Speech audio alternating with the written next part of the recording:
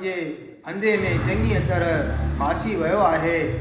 तॾहिं राजा खे चवणु लॻो त हे चक्रवर्ती महाराज, मुंहिंजे नाले हिकु तन आहे। मुंहिंजे नालो एक तन आहे।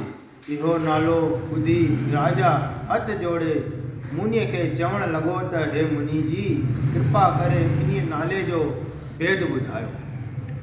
शली मुनी चवणु लॻो त जॾहिं आदि में हीअ ऋषि उत्पन्न थी, आदि में हीअ सृष्टि उत्पन्न थी हुई, मां बि तॾहिं जनम वरितो आहे। अॼु ताईं बि देह न धारी अथमि, तंहिं करे मुंहिंजो नालो एक तन आहे। वरी चवणु लॻो त हे पुत्र, तूं अजब न खाओ। तपस्या जे फल बल करे कुझु बि अलॻ न आहे। ब्रह्मा सृष्टि रचे थो, विष्णु पाले थो ऐं तप जे बल करे महादेव नाश करे थो। मतिलब त संसार में अहिड़ो को बि पदार्थ न आहे जो तपस्या करे वस न करे सघिजे।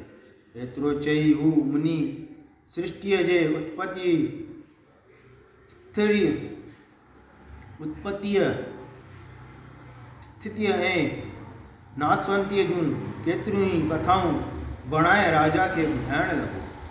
उन्हनि कथाउनि ॿुधण करे राजा खां राजनीति भुलिजी वई ऐं पंहिंजे सचो नालो मुनीअ खे ॿुधायईं। तपस्वीअ चयसि त हे राजन, मूंखे अॻे ई सुध हुई त तूं सत्यकेतुअ जो पुत्र प्रताप भानु आहीं। हे राजा, तुंहिंजे हलत चलत ऐं मिठड़ीअ बाणीअ करे मुंहिंजी इच्छा आहे त तूं को मन घुरियो वर घुर। तॾहिं राजा ख़ुशि थी चवणु लॻोसि त हे दयालु, मूंखे इहो वर ॾियो जो मां अजर अमर ऐं रोग रहित थी पवां। लड़ाईअ में अजीब थियां ऐं शत्रुनि खां निडर थी सवन कल्पनि ताईं राज करियां। तपस्वीअ चयसि त तथास्तु, ईअं ई पर हुनजे हिकिड़ो शर्त रहंदो त ब्राह्मणनि खां सवाइ ॿियो सभु को तुंहिंजे अधीन थी रहंदो, छो त ब्राह्मण तपस्या जे बल करे सदाईं बलवान रहनि। उन्हनि जे कोप अॻियां कंहिं बि दाल ॻरी नथी सघे। सो हे राजा, ब्राह्मण खे वस करण त पोइ ब्रह्मा विष्णु महेश पाण ई अची तुंहिंजे वस थींदा। राजा मुनीअ जा मधुर वचन ॿुधी ॾाढो प्रसन्न थियो ऐं वारों वार नमस्कार करणु लॻो। तॾहिं वरी कपटीअ मुनीअ चयसि त वन में मुंहिंजे मिलण जी ॻाल्हि ॿिए कंहिंसां बि न कजे। जेकॾहिं कंहिं ॿिए जे कन इहो प्रलाप पयो त पोइ तुंहिंजे ठहियल ठुकियल कमु बिगड़जी पवंदो। मूंखे मयार न ॾिजांइ। तुंहिंजे नुक़सान फ़क़ति हिननि ॿिनि ॻाल्हियुनि जे करे थियणो आहे। हिकिड़ो ब्राह्मणनि जे श्राप करे ऐं ॿियो मुंहिंजे मुलाक़ात जे ॻाल्हि खोलण करे। ॿीअ तरह ब्रह्मा विष्णु महेश खे बि ताक़त न आहे जो तुंहिंजे नाश करे सघनि। राजा हीअ वचन ॿुधी चयो त सच आहे, गुरुअ जे क्रोध ऐं ब्राह्मण जे श्राप खां को बि बचाए नथो सघे। भॻवान जे कोप बि गुरुअ जे कृपा सां दूर थी वञे सघे थो। हे मुनीश्वर, पंहिंजे मिलण जी ॻाल्हि त मां कंहिंखे कीन ॿुधाईंदुसि, बाक़ी ब्राह्मण जे श्राप खां मां ॾाढो थो डिॼां, जो हुननि जे श्राप भयानक थिए थो। हाणे ॿुधायो त ब्राह्मण कीअं वस में ईंदा।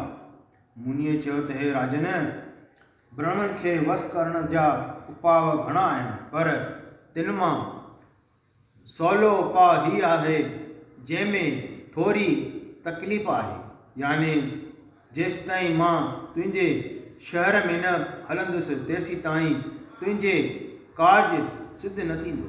पर हे राजा, जॾहिं खां मुंहिंजो जनमु थियो आहे तॾहिं खां मां कॾहिं बि कंहिं नगर में कीन वियो आहियां।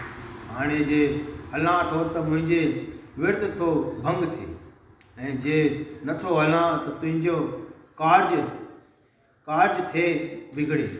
ॿुधाए त कयां छा? मुनीअ जा इहे वचन ॿुधी राजा निमाणो थी वेनती करण लॻो त हे प्रभु, वॾा सदाईं नंढनि ते तकलीफ़ वठी कृपा कंदा आहिनि। ॾिसो पर्बत कीअं न गाह खे चोटीअ ते धारे थो, समुंड गर्मीअ खे सिर ते धारे थो, ऐं पृथ्वी सदाईं धूड़ मथे ते खणे थी। हे दीनदयालु, मुंहिंजे लाइ इहो दुख तव्हांखे सहणो पवंदो। राजा खे पंहिंजे ॼार में फाथल ॾिसी कपटी मुनी ख़ुशि थियण लॻो त हे राजा, मां तुंहिंजे भले करण लाइ उहो दुख बि सहंदुसि, पर उहा शर्त जी मर्यादा आहे त योग, तप ऐं मंत्र तॾहिं सफल थियनि था जॾहिं उहो लिकाए कजनि। हे राजन, मां रसोई तयारु कंदुसि ऐं तूं उहा ब्राह्मण खे प्यासे ॾिजे, पोइ तुंहिंजो सभु मतिलबु सिद्ध थींदो। जेको बि उहा रसोई खाईंदो या घर खणी वञी कंहिंखे खाराईंदो त उहो सभु तव्हांजे वस थी पवंदा। 12 महीननि लाइ तूं उहो संकल्प कजि, नित्रो प्रति 1 लख ब्राह्मण खे कुटुंब समेत भोजन खाराइजि, ऐं मां पंहिंजे तपोबल सां तोखे रसोई तयारु करे ॾींदुसि। इहो ईअं करण करे सभु ब्राह्मण तुंहिंजे वस में थी वेंदा। पोइ उहे जेके यज्ञ कंदा उन्हनि जे वसीले सभु देवताऊं बि तुंहिंजे वस थी वेंदा। बाक़ी हिकिड़ी ॻाल्हि हिन आहे त मां तुंहिंजे निज वेस में तुंहिंजे शहर में न ईंदुसि। पंहिंजे तपोबल सां मां तुंहिंजे पुरोहित खे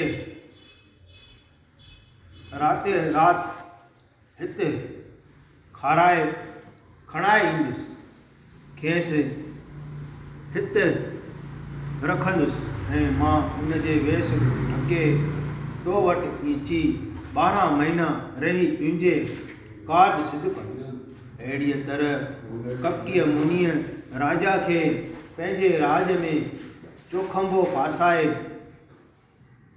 चयो त हे राजन, हाणे राति घणी गुज़री वई आहे, कुझु निंड करियो।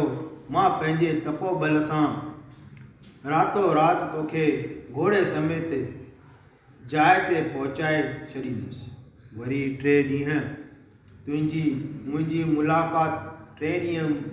मुलाक़ात थींदी। मां गुरु ब्रह्मा जे वेस करे ईंदुसि।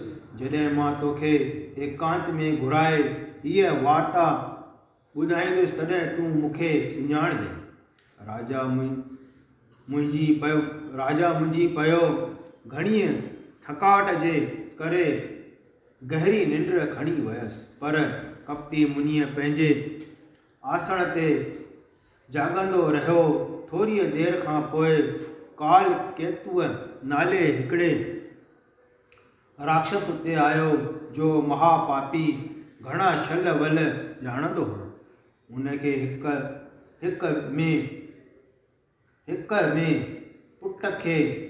पुट ऐं 6 भाउर हुआ।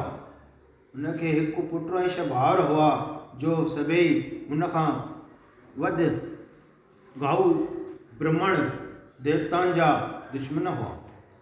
राजा प्रताप भानुअ उन्हनि सभिनी खे मारे नास करे छॾियो हो। सो हुन दुष्ट पंहिंजे अॻियों वेर याद करे कपटी मुनीअ सां मिली राजा जे नास करण जो पक्को इरादो कयो। पर राजा खे इन ॻाल्हि जो समा बिल्कुलु कोन हो। कपटी मुनीअ पंहिंजे मित्र खे आयल ॾिसी ॾाढो प्रसन्न थियो ऐं घणो प्रेम भाव सां साणुसि गॾियो। जेका ॻाल्हि हली चली हुई सा सारी ब्रह्म ॿुधायसि। राक्षस ॾाढो ख़ुशि थियो ऐं चवणु लॻो त बेशक दाव ते ॾाढो उम्दो लॻो आहे। भॻवान बिना दवा जे रोग खणी नास नथो करे।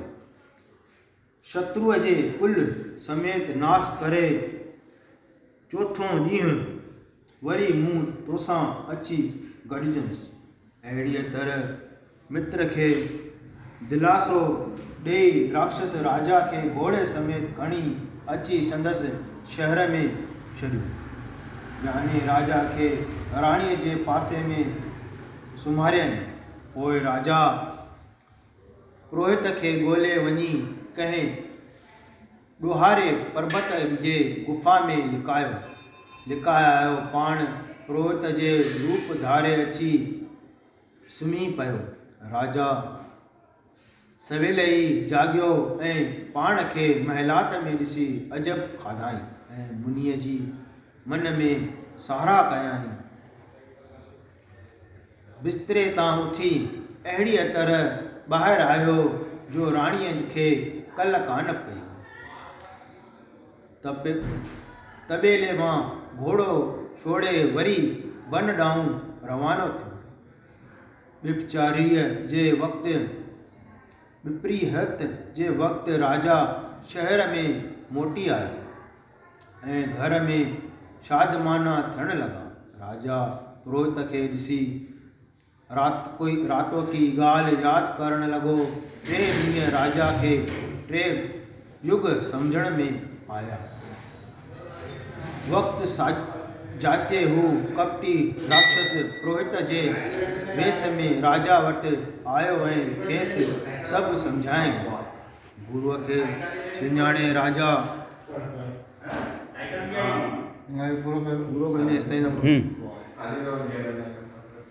हिकदमि 1 लख ब्राह्मण खे कुटुंब समेत दामो ॾियारे मोकिलियो। पुरोहित राक्षस भोजन तयारु कयो जंहिंमें अनेक प्रकारनि जूं रसोइयूं हुयूं। न रुगो एतिरो पर केतिरनि ई क़िस्मनि जे मांस पिणु रधो। अञा राजा परखण लॻो त उन महल आकाशवाणी थी त हे ब्राह्मणो उथो पंहिंजे घर वञो, ही अन्न मतां खाओ, न त ॾाढो हलाक थींदव। छो जो रसोईअ में ब्राह्मण जो मांस पयल अथव।